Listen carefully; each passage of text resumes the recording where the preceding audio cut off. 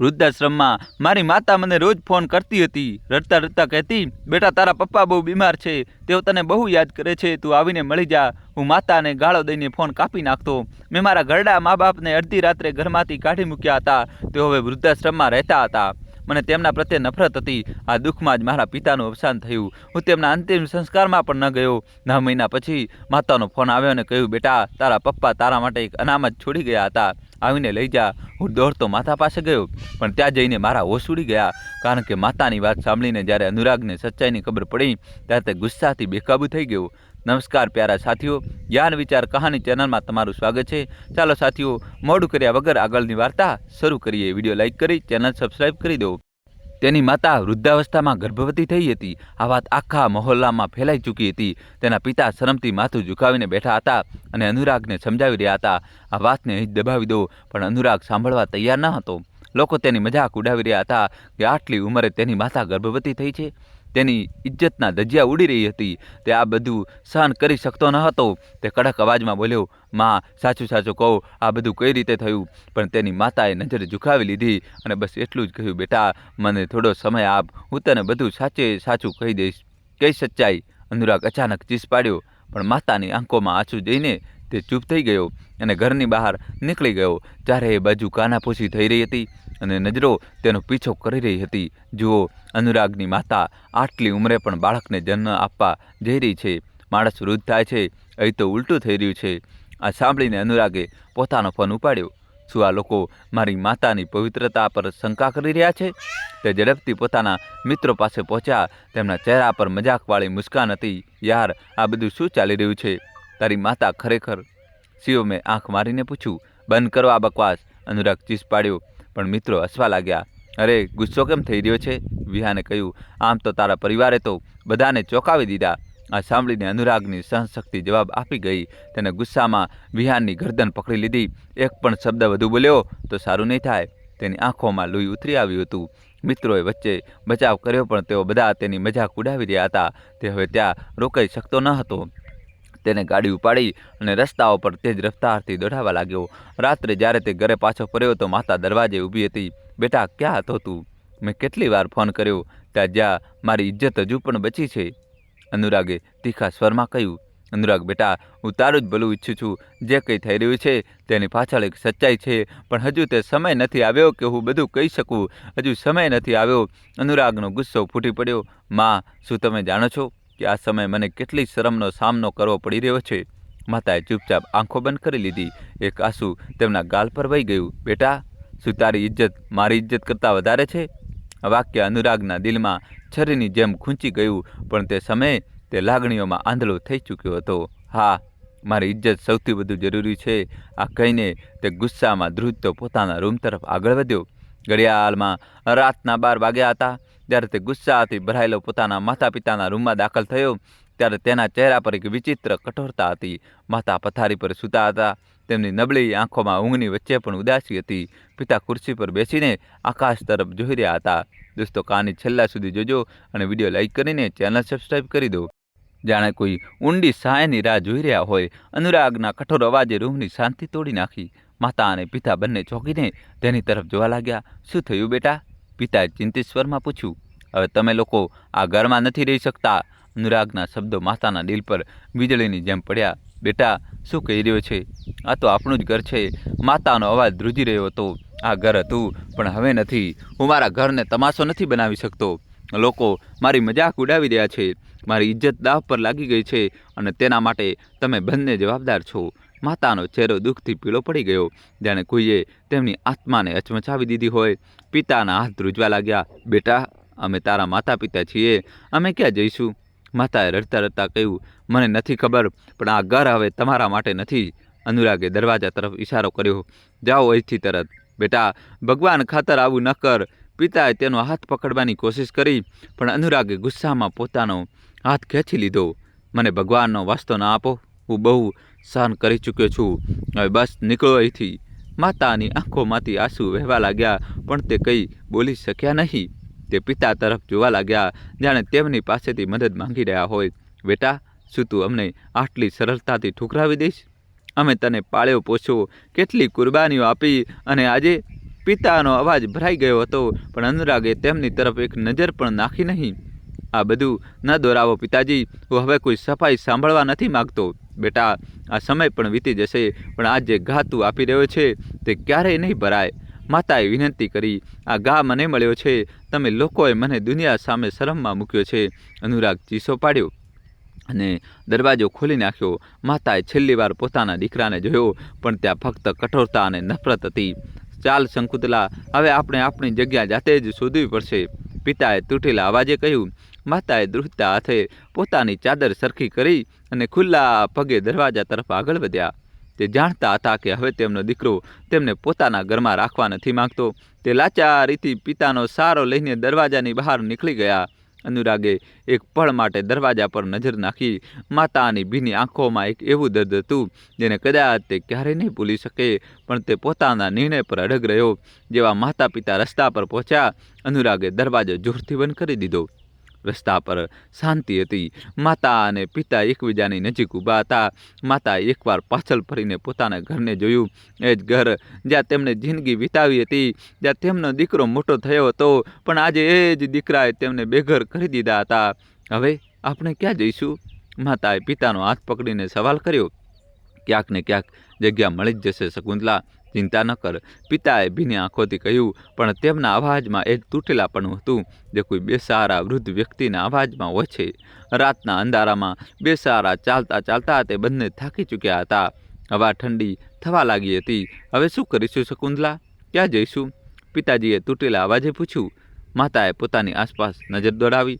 તે જાણતી હતી કે હવે તેમની પાસે ન તો કોઈ ઠેકાણું હતું, ન કોઈ સહારો. અચાનક પિતાજીને એક વિચાર આવ્યો. શહેરના બીજા ખૂણામાં એક વૃદ્ધાશ્રમ છે, કદાચ ત્યાં આપણને આશ્રય મળી જાય. માતાએ ધીમેથી માથું હલાવ્યું. તેમણે છેલ્લી વાર પાછળ ફરીને જોયું. કદાચ આ આશામાં કે ધરતી તેમનો દરવાજો ખોલશે અને તેમને બોલાવશે, પરંતુ તે દરવાજો બંધ જ રહ્યો. બિલકુલ ધરતીના દિલની જેમ. થોડા કલાકોની મુસાફરી પછી તો એક ઇમારતની સામે ઊભા હતા. ત્યાં એક બોર્ડ પર લખેલું હતું, વરિષ્ઠ નાગરિક સંભાળ ગૃહ. ત્યાંના કર્મચારીઓએ તેમને સવાલ ભરી નજરે જોયા, પરંતુ તેમની લાચારી સમજીને તેમને એક નાનો ઓરડો આપવામાં આવ્યો. ઓરડામાં 2 જૂના પલંગ હતા, એક નાનું ટેબલ અને દિવાલો પર કેટલાક ઝાંખા રંગો. માતા પલંગ પર બેસતા જ ઊંડો શ્વાસ લીધો, જાણે વર્ષોનો થાક એક જ પળમાં તેમના પર હાવી થઈ ગયો હોય. એક જગ્યા તો મળી ગઈ શકુંતલા, ચાલ માથું છુપાવવાની જગ્યા તો મળી.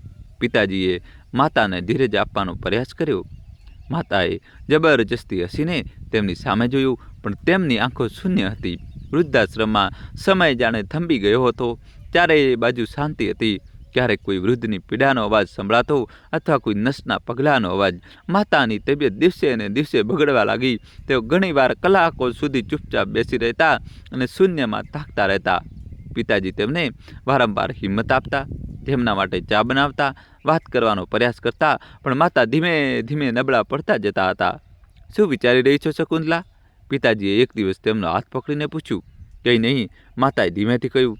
પછી થોડીવાર ચૂપ રહ્યા બાદ બોલ્યા, બસ એ જ વિચારી રહી છું કે માં હોવું કેટલું વિચિત્ર હોય છે. દીકરો ભલે ગમે તેટલો મોટો થઈ જાય, માં માટે તે હંમેશા બાળક જ રહે છે, અને જ્યારે બાળક માને છોડી દે છે ત્યારે પણ માં તેને છોડી શકતી નથી.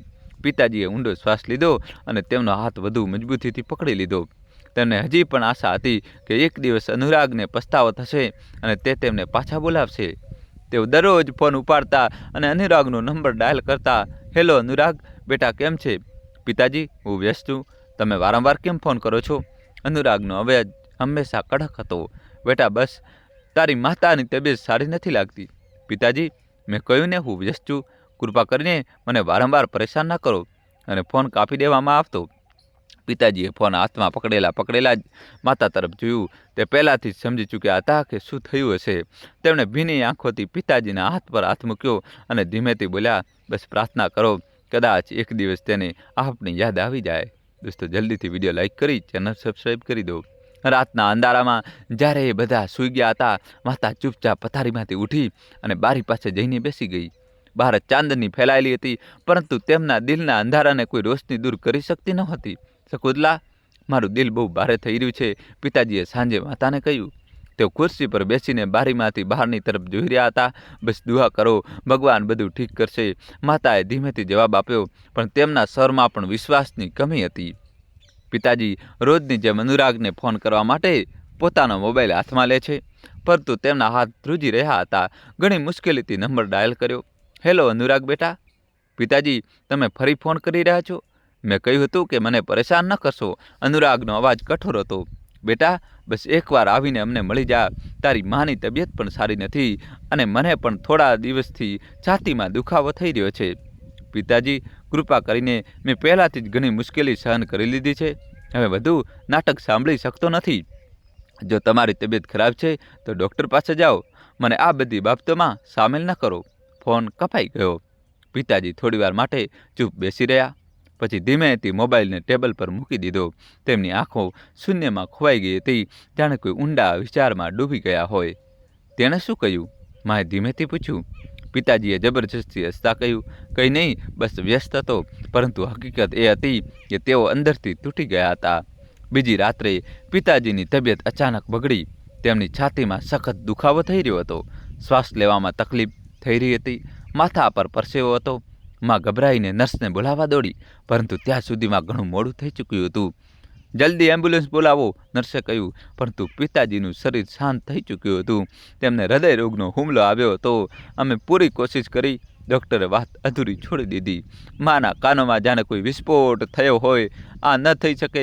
મારા પતિ જઈ શકે નહીં. તેઓ તો બસ થોડા દિવસ પહેલાં જ સારા હતા. માએ રડતા કહ્યું, પરંતુ હકીકત એ જ હતી કે હવે તેઓ આ દુનિયામાં નહોતા. માએ ધ્રુજતા હાથે અનુરાગનો નંબર દાખલ કર્યો. હેલો બેટા, તારા પિતાજી. માનો અવાજ આંસુમાં ડૂબી ગયો હતો. તેઓ આપણને છોડી ગયા બેટા. થોડી ક્ષણ માટે શાંતિ છવાઈ. પિતાજી જતા રહ્યા. અનુરાગે ધીમેથી ફરી પૂછ્યું, હા બેટા, ઓછામાં ઓછું છેલ્લી વાર તેમને જોઈ લે. પરંતુ અનુરાગના દિલમાં કોઈ લાગણી જાગી નહોતી.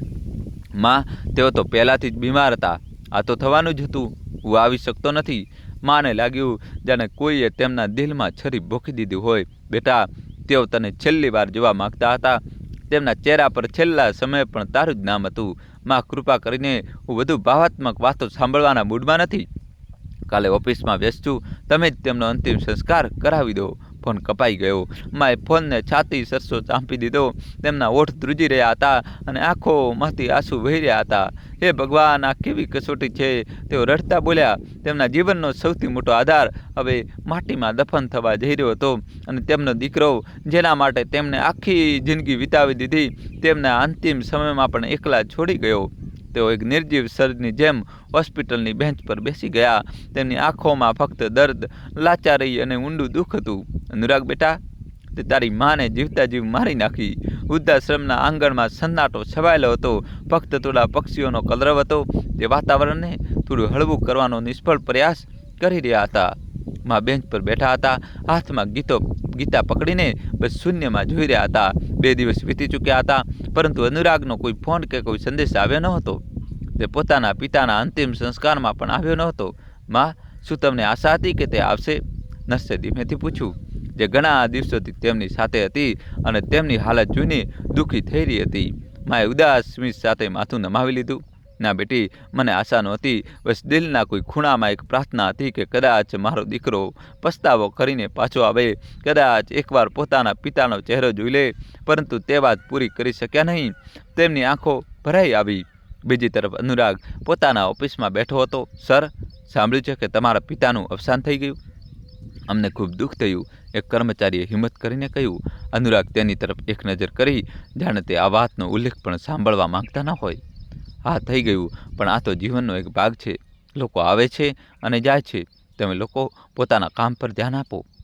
આ બિનજરૂરી વાતો પર નહીં, તેણે બેદરકારીથી કહ્યું અને ફાઇલોમાં વ્યસ્ત થઈ ગયો. તેના મનમાં ક્યાંય પસ્તાવો ન હતો, ના જ કોઈ દુઃખનો કોઈ અસર. માની ચૂપકીદી ફક્ત બહાર જ નહીં, અંદર પણ ઊંડી થતી જતી હતી.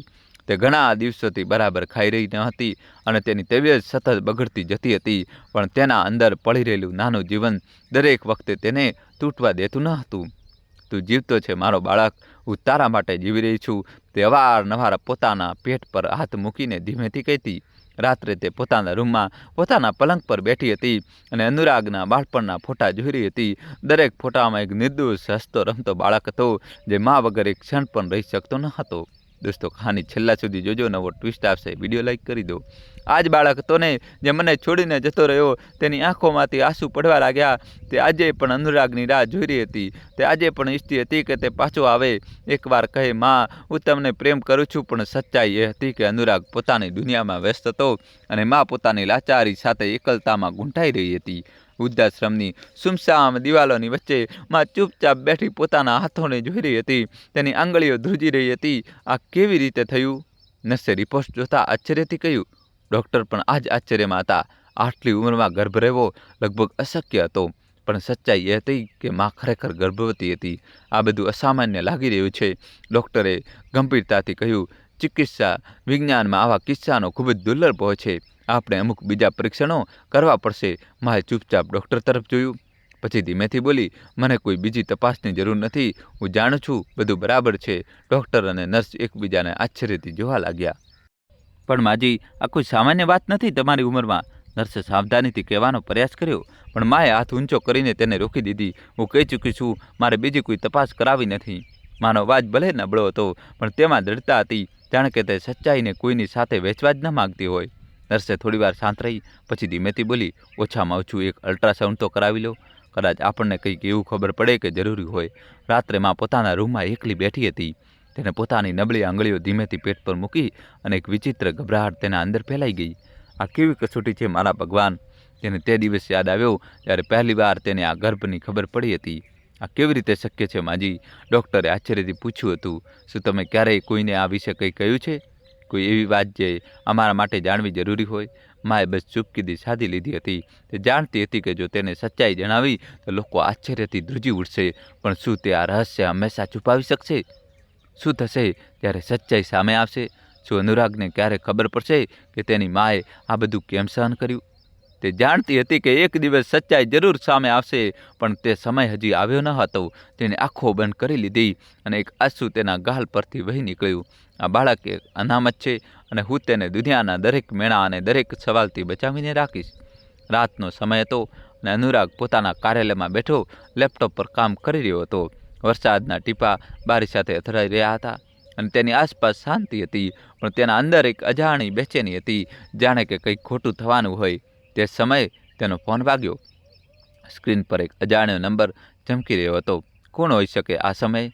અનુરાગે બબડતા ફોન ઉપાડી લીધો. હેલો. બીજી બાજુ થોડી ક્ષણોની ચૂપકીદી રહી. પછી એક સ્ત્રીનો અવાજ સંભળાયો, જે ધીમો પણ ગંભીર હતો. શું તમે અનુરાગ બોલી રહ્યા છો? જી, હું અનુરાગ છું. તમે કોણ? હું વૃદ્ધાશ્રમમાંથી નર્સ પ્રણીતિ બોલી રહી છું. તમને એક ખૂબ જ જરૂરી વાત જણાવી છે. વૃદ્ધાશ્રમ? અનુરાગનું કપાળ સંકોચાઈ ગયું. નર્સે એક ક્ષણ રોકાઈને તે શબ્દો કહ્યા જેમણે અનુરાગની આત્મા સુધી હલાવી દીધી. અભિનંદન અનુરાગ સાહેબ, તમારા નાના ભાઈનો જન્મ થઈ ચૂક્યો છે. થોડી ક્ષણો માટે અનુરાગને લાગ્યું કે કદાચ તેને કંઈક ખોટું સાંભળ્યું છે. તેને આશ્ચર્યથી કહ્યું, તું શું કહી રહી છે?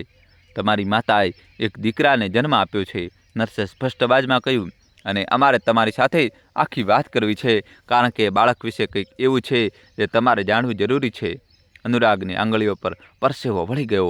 તેનું હૃદય ઝડપથી ધડકી રહ્યું હતું. અનુરાગ સાહેબ, અમે તમને વિનંતી કરીએ છીએ કે એકવાર આવીને તમારા માતા અને ભાઈને જોઈ જાઓ. પણ અનુરાગની જૂની વેદના ફરી સપાટી પર આવી ગઈ હતી. આ બધું સાંભળીને તે શરમ અનુભવી રહ્યો હતો, પણ સાથે ગુસ્સામાં પણ હતો. આ બધું બકવાસ છે.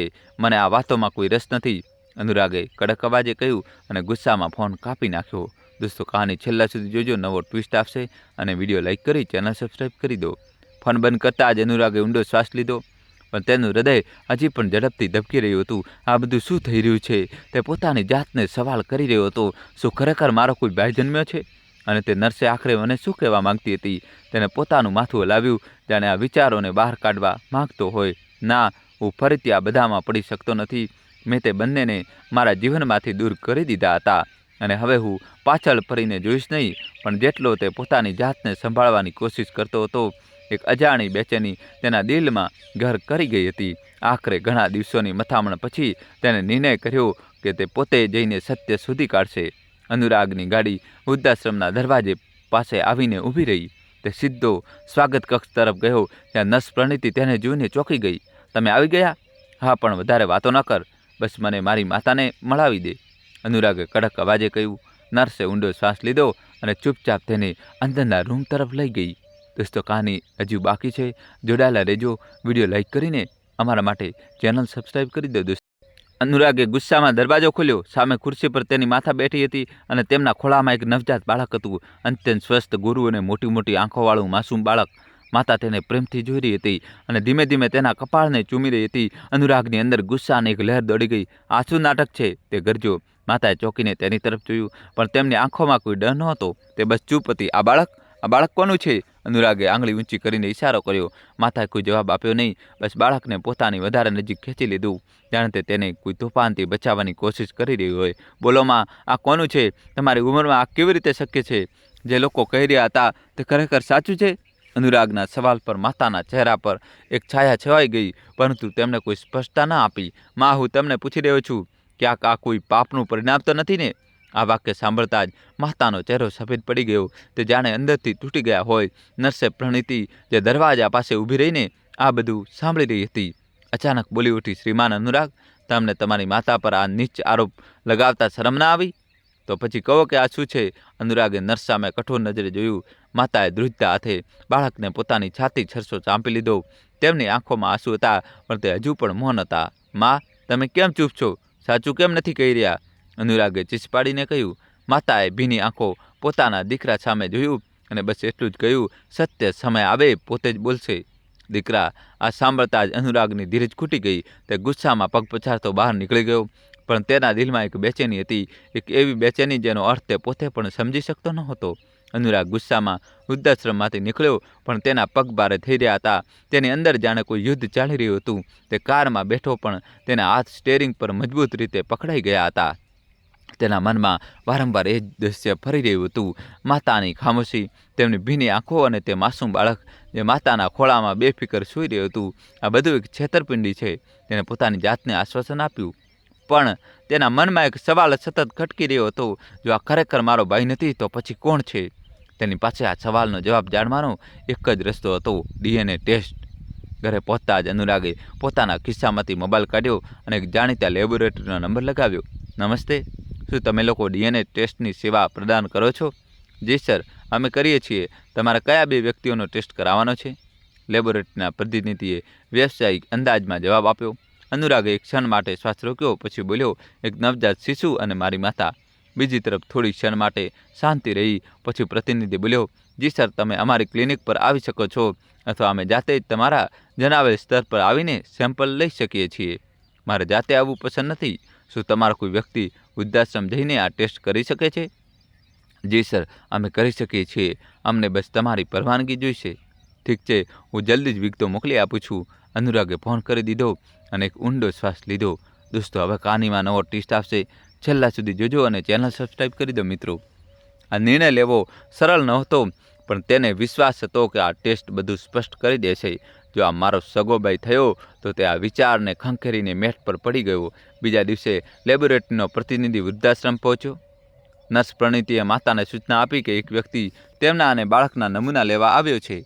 માતાએ ચોંકીને નર્સ તરફ જોયું, પછી ધીમેથી બોલ્યા, આ બધું અનુરાગે કરાવ્યું છે ખરું ને? નર્સે માથું નમાવી લીધું, જાણે તે જાણતી હતી કે આ એક લાંબી પીડાદાયક પ્રક્રિયા થવાની છે. માતાએ પ્રેમથી બાળક સામે જોયું, જે તેમના હાથમાં સૂઈ રહ્યું હતું. દીકરા, તારી ઓળખ માટે હવે વિજ્ઞાનના પુરાવા જોઈએ? માની ગોદ અને સ્નેહ પૂરતા ન હતા? તેની આંખોમાં પાણી આવી ગયું, પરંતુ તે મૌન રહી. પ્રતિનિધિએ ચૂપચાપ તેના અને બાળકના નમૂના લીધા અને રિપોર્ટ માટે થોડા દિવસનો સમય માગીને ચાલ્યો ગયો. વૃદ્ધાશ્રમના શાંત વાતાવરણમાં એક અશાંતિ ફેલાઈ ગઈ હતી. બીજી તરફ નર્સ પ્રણીતિ વારંવાર ફોન કરી રહી હતી. તે રિપોર્ટની રાહ જોઈ રહી હતી અને તેના મનમાં કોઈ અનિષ્ટતાની આશંકા હતી. આખરે તે દિવસ આવી ગયો જ્યારે સત્ય પરથી પડદો હટાવવાનો હતો. પ્રયોગશાળાના પ્રતિનિધિએ વૃદ્ધાશ્રમ પહોંચીને નર્સને એક સીલબંધ કવર આપ્યું. આ તમારો DNA રિપોર્ટ છે, કૃપા કરીને જાતે જ જોઈ લો, તેને કહ્યું અને ચાલ્યો ગયો. નર્સે ધ્રુજતા હાથે કવર ખોલ્યું. જેવી તેની નજર રિપોર્ટ પર પડી, તેનો ચહેરો ફીકો પડી ગયો. આ કેવી રીતે થઈ શકે? શબ્દો તેના હોઠ પર આવીને અટકી ગયા. તેની આંખો આશ્ચર્યથી પોળી થઈ ગઈ અને હાથમાં પકડેલો રિપોર્ટ ધ્રુજવા લાગ્યો. નહીં, આ કોઈ ભૂલ હોઈ શકે છે. તે બબડી તેને રિપોર્ટ ફરીથી વાંચ્યો, પરંતુ શબ્દો એ જ હતા, સ્પષ્ટ અને અવિશ્વસનીય. બાળક અનુરાગનો સગો ભાઈ નથી, પરંતુ તેનો પોતાનો દીકરો છે. નર્સના પગ લથડી ગયા. તેને તરત જ માના રૂમ તરફ દોટ મૂકી. માં જે પોતાની ખાટ પર ચૂપચાપ બેસીને ફોટો જોઈ રહી હતી, તે નર્સનો ગભરાયેલો ચહેરો જોઈને ચોંકી ગઈ. શું થયું દીકરી? તો આટલી ગભરાયેલી કેમ લાગે છે? માએ ધીમેથી પૂછ્યું. નર્સે ધબકતા હૃદય સાથે રિપોર્ટ તેમની તરફ લંબાવ્યો. માએ ઊંડો શ્વાસ લીધો, જાણે કે તે પહેલાંથી જ જાણતી હોય કે આ કાગળ પર શું લખેલું હશે. માજી, આ શું છે? નર્સનો અવાજ ધ્રુજી રહ્યો હતો. માએ પોતાની નજર નીચી કરી લીધી, જાણે કે તેમની આંખોમાં કોઈ એવું રહસ્ય છુપાયેલું હોય જે હવે દુનિયા સામે આવી ગયું હતું. આ સાચું છે દીકરી, તેમણે ધીમેથી કહ્યું. પણ આ કેવી રીતે શક્ય છે? નર્સને વિશ્વાસ નહોતો આવતો. માની આંખમાંથી એક આંસુ ટપક્યું અને તેમણે બાળકને છાતી સરસો ચાંપી લીધો. આ સત્ય તો એક દિવસ બધાની સામે આવવાનું જ હતું, અને આજે તે દિવસ છે. બીજી તરફ અનુરાગ પણ બેચેન હતો. તે રિપોર્ટની રાહ જોઈ રહ્યો હતો. દોસ્તો, જલ્દીથી વિડીયો લાઇક કરી ચેનલ સબસ્ક્રાઈબ કરી દો. પરંતુ તેને વિશ્વાસ હતો કે પરિણામ તેની બધી શંકાઓ દૂર કરી દેશે. પરંતુ જ્યારે તેનો મોબાઈલ વાગ્યો અને નર્સનો ગભરાયેલો અવાજ સંભળાયો, તો તેનું હૃદય ઝડપથી ધબકવા લાગ્યું. અનુરાગ સાહેબ, તમારે તરત જ વૃદ્ધાશ્રમ આવવું પડશે. રિપોર્ટ આવી ગયો છે અને તમારે જાતે જ આ સત્ય તમારી આંખોથી જોવું પડશે. અનુરાગ ચિંતામાં પડી ગયો. શું મતલબ? રિપોર્ટમાં શું લખેલું છે? નર્સ થોડી ક્ષણો માટે ચૂપ રહી, પછી ધીમેથી બોલી. બાળક તમારો સગો ભાઈ નથી, પરંતુ તમારો પોતાનો દીકરો છે. આ સાંભળીને જાણે તેના પગ નીચેની જમીન સરકી ગઈ. આ શું બકવાસ છે? આ કેવી રીતે શક્ય છે? તેનું શરીર ધ્રુજવા લાગ્યું. આ જ સત્ય છે અનુરાગ સાહેબ, નર્સે કહ્યું. હવે તમારે જાતે આવીને તમારી મા પાસેથી આ રહસ્ય પૂછવું પડશે. દોસ્તો, કહાની છેલ્લા સુધી જોજો, નવો ટ્વિસ્ટ આવશે. અનુરાગના હાથમાંથી ફોન પડી ગયો. તેનો શ્વાસ તેજ થઈ ગયો અને મગજમાં બસ એક જ સવાલ ગુંજી રહ્યો હતો. આ બધું કેવી રીતે થયું? આખરે આ સત્ય મારી સામે આટલું મોડું કેમ આવ્યું? તે પાગલની જેમ કારની ચાવી લઈને બહાર નીકળ્યો. કાર સ્ટાર્ટ કરી અને પૂરી સ્પીડમાં વૃદ્ધાશ્રમ તરફ ચાલ્યો. રસ્તામાં તેના મનમાં વિચિત્ર વિચારો આવી રહ્યા હતા. અનુરાગ વૃદ્ધાશ્રમ પહોંચ્યો અને ઝડપથી અંદર દાખલ થયો. નર્સ પહેલેથી જ દરવાજા પર હાજર હતી, જાણે તેની રાહ જોઈ રહી હોય. મારી માતા ક્યાં છે? અનુરાગે કડક સ્વરમાં પૂછ્યું. નર્સે ધીમેથી કહ્યું, પોતાના રૂમમાં છે. પણ અનુરાગ સાહેબ, કૃપા કરીને તેઓની સાથે શાંતિથી વાત કરજો. તેઓ પહેલેથી જ ઘણી તકલીફમાં છે. તકલીફમાં છે? અનુરાગ કટાક્ષમાં હસ્યો. અને હું? મારી તો આખી દુનિયા હચમચી ગઈ છે, અને તમે કહી રહ્યા છો કે હું શાંતિથી વાત કરું? તે ઝડપથી દરવાજો ખોલીને અંદર ગયો. માથા પથારી પર બેઠી હતી. એક બાળક તેમની બાજુમાં સૂતો હતો. જેવો અનુરાગ અંદર ગયો, તે ધીમેથી સીધા થઈને બેઠા. તેમની આંખોમાં એ જ જૂની ઉદાસી હતી જે તેઓ મહિનાઓથી છુપાવી રહ્યા હતા. દોસ્તો, કહાની છેલ્લા સુધી જોજો અને વિડીયો લાઇક કરી દો. માં, અનુરાગના અવાજમાં ગુસ્સો, આશ્ચર્ય અને અવિશ્વાસ બધું જ દેખાઈ રહ્યું હતું. આ શું છે? આ બધું જૂઠું છે ને? માતાએ ધીમેથી તેની તરફ જોયું. તેમની આંખો ભીની હતી. બેટા, તે ધીમેથી બોલ્યા, હું જાણતી હતી કે એક દિવસ તું આવીશ અને આ સવાલ પૂછીશ, તો પછી જવાબ આપો માં. આ બાળક મારો ભાઈ નહીં, પણ મારો દીકરો કેવી રીતે હોઈ શકે? માતાની આંખમાંથી આંસુ પડ્યું, પણ તે ચૂપ રહ્યા. માં, કંઈક તો બોલો. શું ખરેખર તમે એવું કોઈ પગલું ભર્યું જેનાથી આપણી ઇજ્જત માટીમાં મળી જાય? આ સાંભળીને માતાનો ચહેરો પડી ગયો. તેમણે ધ્રુજતા હાથે બાળકને છાતી સરસો ચાપી લીધો. બેટા, તે હમણાં જે કહ્યું એ જ સાંભળવાનો મને સૌથી વધુ ડર હતો. તે ધીમેથી બોલ્યા. માં, તમારી આ ચૂપકીદી મારી શંકાને વધુ ગાઢ બનાવી રહી છે. મારે સાચું જાણવું છે, અત્યારે અને આ જ ક્ષણે. માતાએ એક ઊંડો શ્વાસ લીધો, જાણે કે તે વર્ષોનો બોજ એક જ ક્ષણમાં ઉતારવા માંગતી હોય.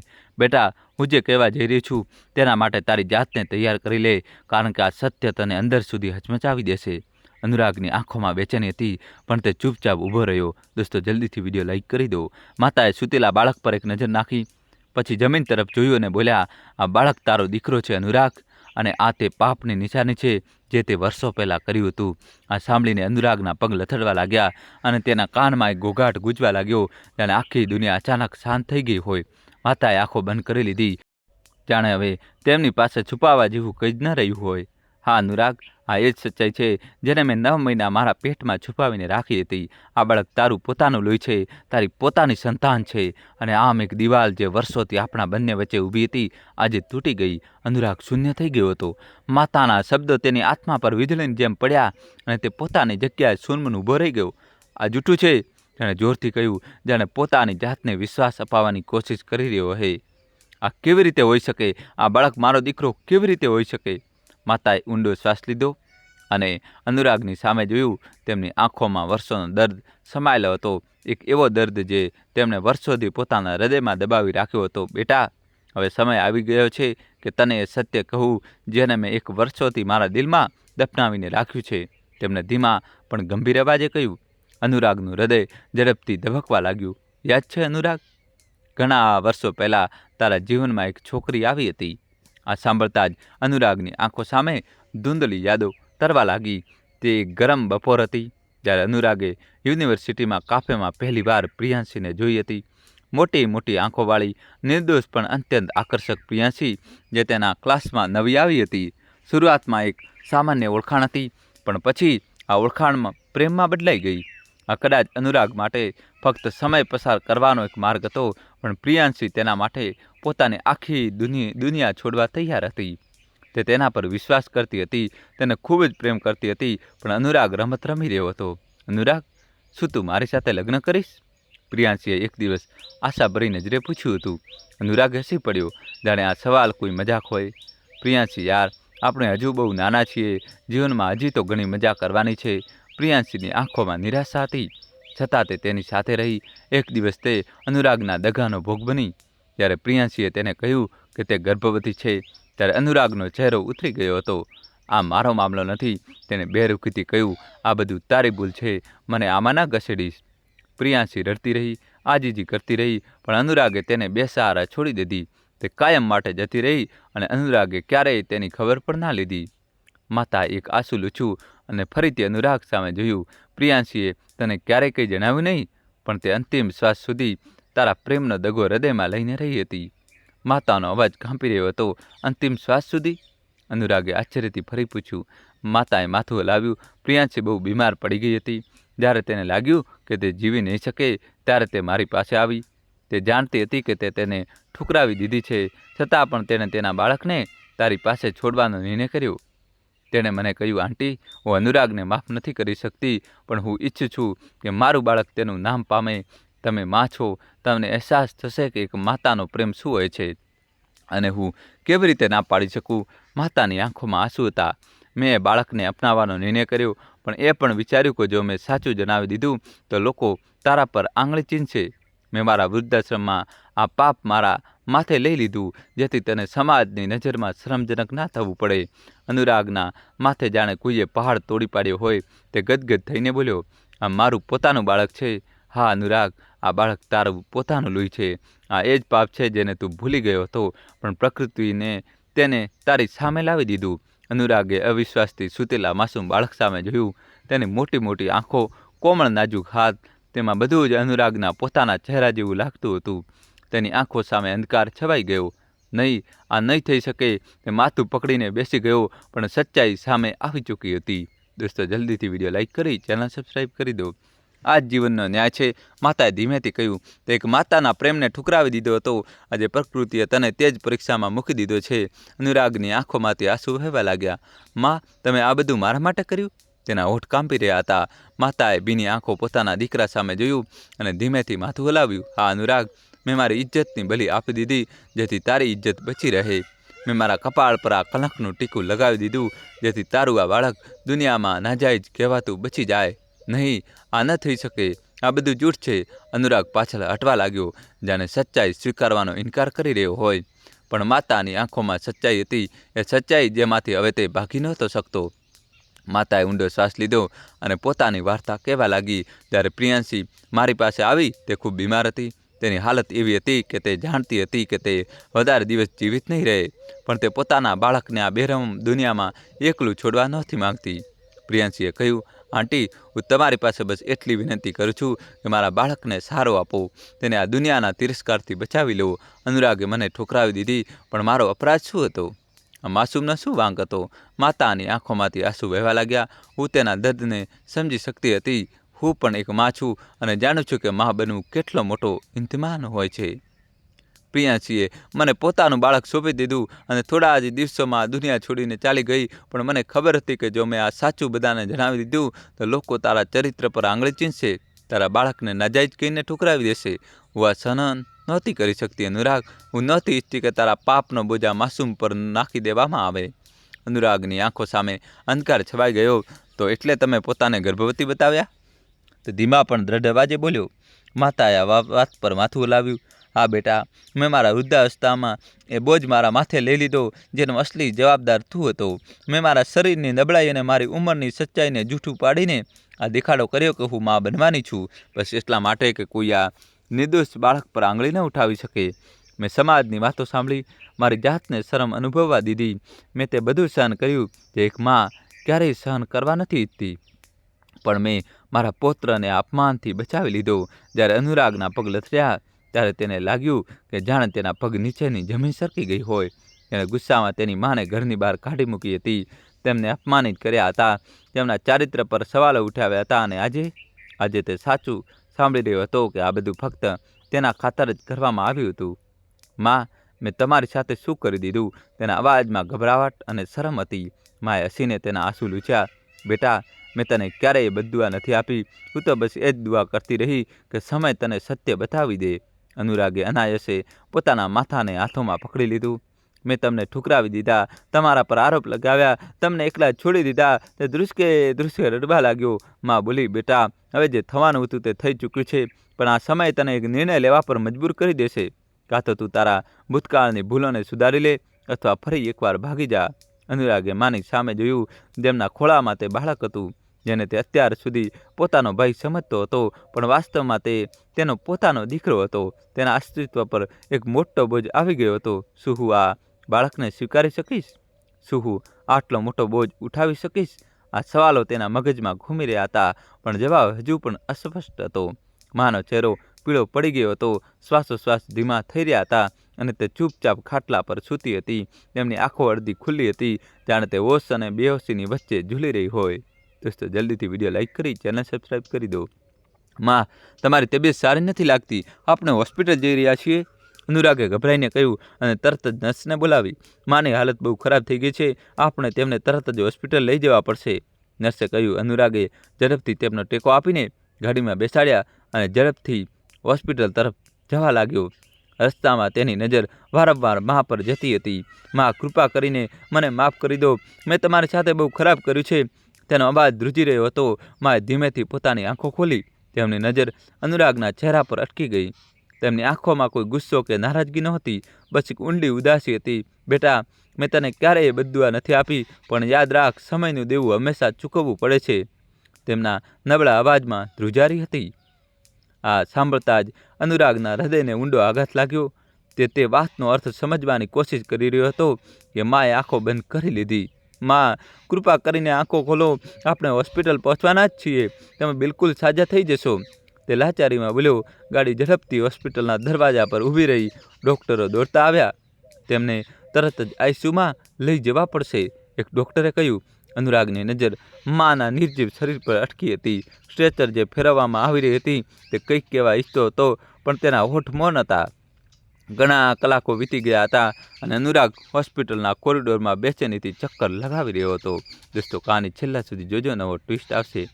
ડૉક્ટર આઈસીયુમાંથી બહાર આવ્યા. તેમના ચહેરાની ગંભીરતા જણાવી રહી હતી કે સ્થિતિ બહુ નાજુક છે. અનુરાગ સાહેબ, આપણે પ્રાર્થના કરવી પડશે કે માજીની તબિયત સંભળાઈ જાય, પણ તેમની હાલત બહુ નબળી થઈ ચૂકી છે. આ સાંભળીને અનુરાગના હૃદયમાં એક પીડા ઊભી થઈ. તે હોસ્પિટલના મંદિરમાં જઈને સાષ્ટાંગ દંડવત પ્રણામ કરી પડ્યો. હે ભગવાન, હું ગુનેગાર છું. મેં મારી માતા સાથે અન્યાય કર્યો છે. મેં તેમના પર અત્યાચાર કર્યો. મેં તેમની મમતાને નજરઅંદાજ કરી. પણ તું તો દયાળુ છે. તું તો માતા કરતાં પણ વધારે પ્રેમ કરે છે. કૃપા કરીને મારી માતાને બચાવી લે. તેની આંખોમાંથી આંસુ વહી રહ્યા હતા અને તેની સિસકારીઓ આખા હોલમાં ગુંજી રહી હતી. હોસ્પિટલના રૂમમાં મૃત્યુ જેવી શાંતિ હતી. મશીનોની પીપ પીપ અવાજ ધીમો પડી રહ્યો હતો. જ્યારે અનુરાગ માતાના પલંગ પાસે બેસીને તેમનો હાથ પકડીને રડી રહ્યો હતો. માં, કૃપા કરીને મને માફ કરી દો. હું ખૂબ ખરાબ દીકરો હતો, પણ તમારી મમતા વગર હું કંઈ નથી. એકવાર કહી દો કે તમે મને માફ કરી દીધો છે. માં, હું તમારા વગર કેવી રીતે જીવીશ? મેં તમારી મમતાને અવગણી. મેં તમારા પર અત્યાચાર કર્યો. મેં તમને એકલા છોડી દીધા અને છતાં પણ મને શ્રાપ ના આપ્યો. નર્સ રૂમના દરવાજા પર ઊભી રડી રહી હતી. ડૉક્ટર ધીમેથી આવ્યા. તેમણે માતાની નાડી જોઈને પછી અનુરાગ તરફ જોઈને માથું ઝુકાવી દીધું. માફ કરજો અનુરાગ સાહેબ, તેઓ હવે આ દુનિયામાં નથી રહ્યા. આ શબ્દો વીજળીની જેમ અનુરાગ પર પડ્યા.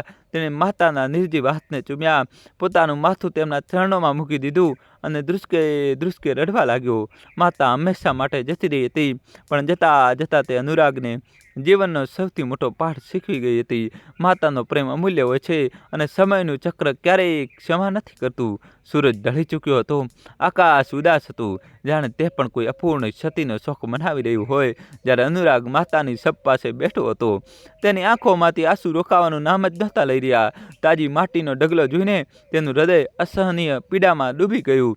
માં, મેં તમને ગુમાવી દીધા, તેણે ધીમેથી કહ્યું, જાણે માતા હજી પણ સાંભળી રહી હોય. હવામાં એક ધીમો સરસરાટ થયો. સ્મશાન ભૂમિની શાંતિ તેની અંદરની એકલતાને વધુ ઊંડી કરી રહી હતી. મેં મારી જિંદગીમાં બધું જ મારા અહમ અને જીદ પર કુરબાન કરી દીધું, પણ ક્યારેય ન વિચાર્યું કે તમારી મમતા જ મારી સૌથી મોટી મૂડી હતી. તેને માતાની રાખ પર હાથ ફેરવ્યો, જાણે છેલ્લી વાર માતાને સ્પર્શવા માંગતો હોય. જો હું સમયને પાછો લાવી શકતો, જો ક્યારેય તમને મારાથી દૂર ન જવા દેત, જો મેં તમારો વિશ્વાસ કર્યો હોત, તો આજે તમે મારી સાથે હોત. હિચકીઓ વચ્ચે તેને આકાશ તરફ જોયું અને પહેલી વાર દિલથી પ્રાર્થના કરી, હે પ્રભુ, મારી માતાને સ્વર્ગમાં સૌથી ઊંચું સ્થાન આપજો. તેમના વગર આ દુનિયા હવે એક સુમસામ જગ્યા છે. હવામાં હળવો સરસરાટ થયો, જાણે ઈશ્વરે તેની પ્રાર્થના સાંભળી લીધી હોય. માતાના મૃત્યુ પછી અનુરાગની દુનિયા બિલકુલ ખાલી થઈ ગઈ હતી. વૃદ્ધાશ્રમમાં નર્સ પ્રણીતિએ બાળકને પોતાના ખોળામાં ઉચક્યું અને અનુરાગ તરફ જોતા કહ્યું, આ બાળક તમારું પોતાનું લોહી છે અનુરાગ સાહેબ. હવે નિર્ણય તમારે કરવાનો છે. શું તમે પણ તમારી માતાની જેમ ત્યાગ કરશો કે પછી તેને પણ અહીં જ છોડી દેશો?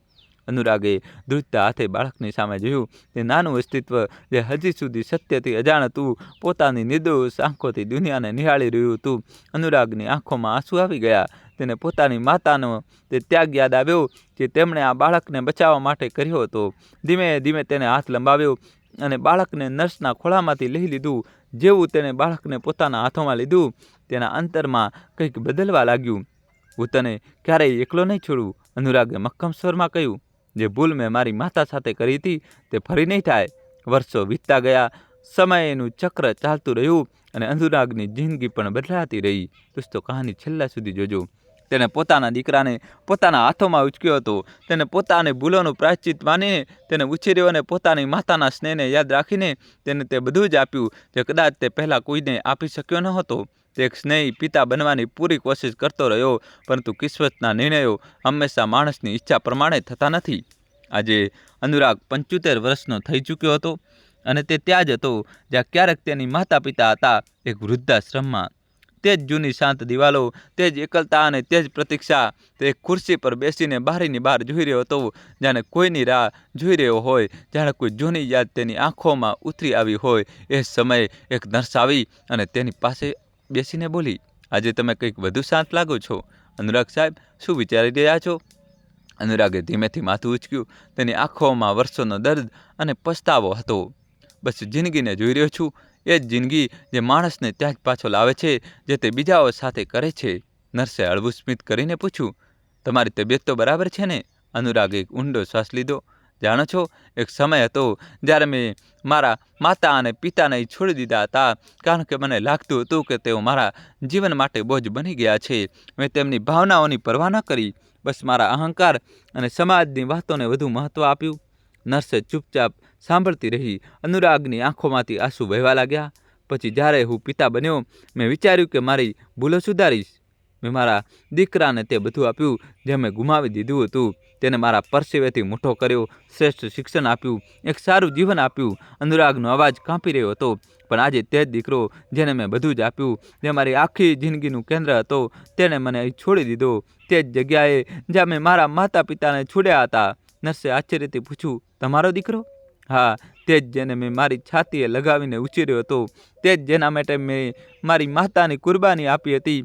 અનુરાગનું દિલ કોઈ બોજથી દબાઈ ગયું હતું. જાણો છો નર્સ, મારી માતાએ મને જતી વખતે એક વાક્ય કહ્યું હતું અને આજે તે સાચું થયું છે. કયું વાક્ય? નર્સે ધીરેથી પૂછ્યું. બેટા, મેં તને ક્યારેય બધું આપી નથી, પરંતુ સમયનું કર્જ હંમેશા ચૂકવવું પડે છે. આ કહીને અનુરાગની નજર શૂન્યમાં ખોવાઈ ગઈ. પ્રિય મિત્રો, આ વાર્તા એક કઠોર સત્ય દર્શાવે છે કે સમય ક્યારેય કોઈનું કર્જ છોડતો નથી. આ વાર્તા ફક્ત એક વ્યક્તિની નથી, પરંતુ તે તમામ લોકોની છે જેઓ પોતાના સ્વાર્થ, ગુસ્સા અથવા સમાજના દેખાડામાં આવીને તે સંબંધોનું મોઢું ફેરવી લે છે. જેઓ તેમને આ દુનિયામાં લાવ્યા છે, ઉછેર્યા, સજાવ્યા અને જીવવાનો અર્થ શીખ્યો. આ એક કઠોર પણ જીવનનું અટલ સત્ય છે. સમય ક્યારેય કોઈનું કરજ છોડતો નથી.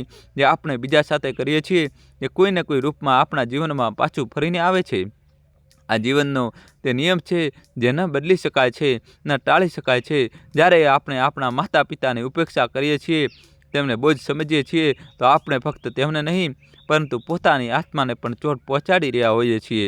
તેમના આશીર્વાદ નહીં, તેમની પીડા આપણને અંદર જ અંદર તોડવા લાગે છે.